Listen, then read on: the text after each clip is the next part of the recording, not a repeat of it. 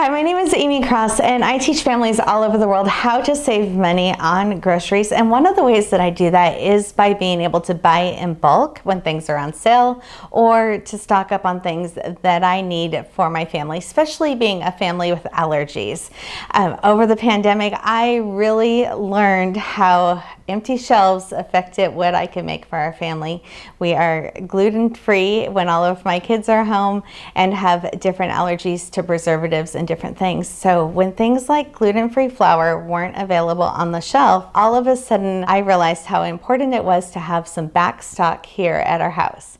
And I've also realized that if I can buy it in a 25-pound bag, it's so much cheaper than going and buying the 1-pound bag at the store. And sometimes they even knock it down where it's only 8 ounces in a package. So if you can kind of think ahead for a pantry staple item that you would buy anyways, and you can buy it in bulk and use it either, over the course of the year, or I'm gonna actually show you how to save some items for up to 25 years if you are interested in having long-term food security. But right now, we're just talking about saving some money on groceries. It's kind of exciting when a brand that you already use and you trust reach out to you and want you to do a video for them. So thank you, Wallaby, for sponsoring this video. But I wanna show you some of the items that I've had stored away for years already. So these are the black Mylar bags, and this one has gluten-free oatmeal in it, and this one I had stored away 2 years ago,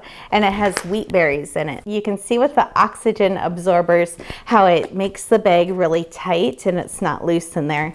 And that way you can store wheat berries, which turn into flour. You can grind it and make your own flour. It will last for 25 to 30 years in this bag. I love when you order the packages from Wallaby Goods. They are really easy to use because you can get multi-size packages like this one, and they have the correct size of oxygen absorbers in them. So they are super easy to use. So that assortment pack that we're gonna link below in the description comes with 3 different sizes. So we kind of have a large one, a medium-sized one, and a small one. And I kind of want to give you some suggestions on things that you can use for these. So I'm going to be putting flour away in this, but you can store things like cereal or pasta and be able to tuck it away and it will last longer. Also, this size is perfect for making snacks like trail mix, or I have some dehydrated apples we're going to be putting in this size bag today with the oxygen absorber, and they will stay fresher for a lot longer. And this little size I would use either for putting away special spices that I want to save for a long time, or if you were going on a trip or camping or something and you had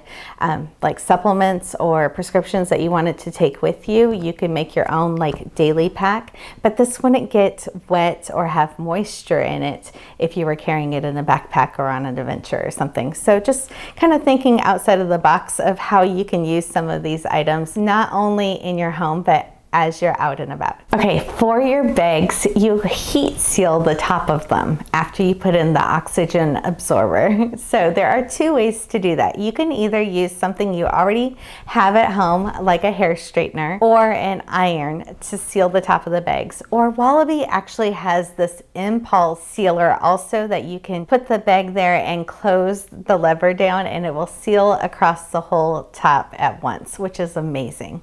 But if you're just starting out and want to try this, you might already have a heat tool at home that you can use. Included in the kit are these oxygen absorbers, which I have a really hard time saying, but they are super great.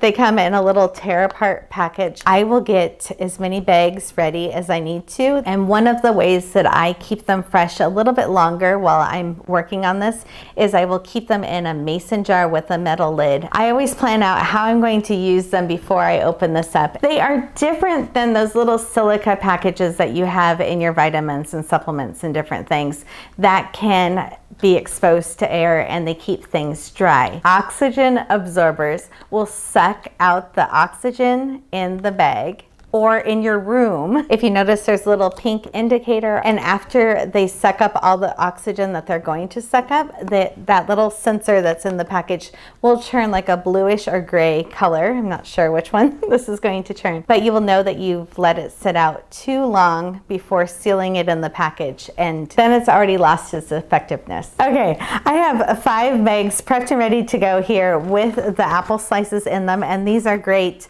I took them out of my glass storage and put them in the Mylar bags so we can take these on the go, and it'll be perfect for out of the house kind of snacks. But I am just checking out using this impulse sealer for the first time, and I'm so impressed. You just push it down, and when the light changes, then it's done, and it's done in like seconds. Like seconds. Was that 2 or 3 seconds? When you're doing it with a heat iron, it takes a lot longer than that.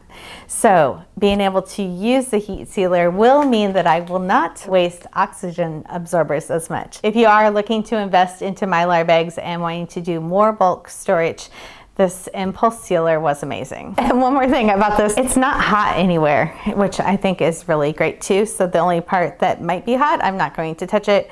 Might be the middle part there, but none of this part is warm at all. But I have 5 bags prepped and ready to go. This is a time that I will open these up and we'll seal all of these. And I did make sure that I put the label on the bag already, because these are apples. I don't want to be smushing a label on after I already put the apples in the bag. Sometimes it doesn't matter if you're putting something like flour in the bag, but for apples, you would smush them. Okay, there was actually 10 in that little package. So I put the extra ones in this glass jar with a metal lid. Make sure it's metal and not plastic. It will stay airtight, and then you can still use these again later. And then as I was doing this, I did end up crinkling one of these right at the top. I was trying to do it really quick and didn't smooth it out. So I just heat pressed it a second time to make sure that I had a good seal there at the very top of the bag. But it's not going to be instantaneously that this is going to shrink up and those kind of things. It will suck the oxygen out of this, and it will take, you know, a day or 2 for the oxygen to absorb out of that, but it won't be so tight that it's going to crunch your dried fruit up either. Make sure that you're checking out Wallaby Goods, whether you're looking to save money on just everyday pantry items or looking for long-term storage. Wallaby Goods are the Mylar bags that I trust the most, and the link is in the description.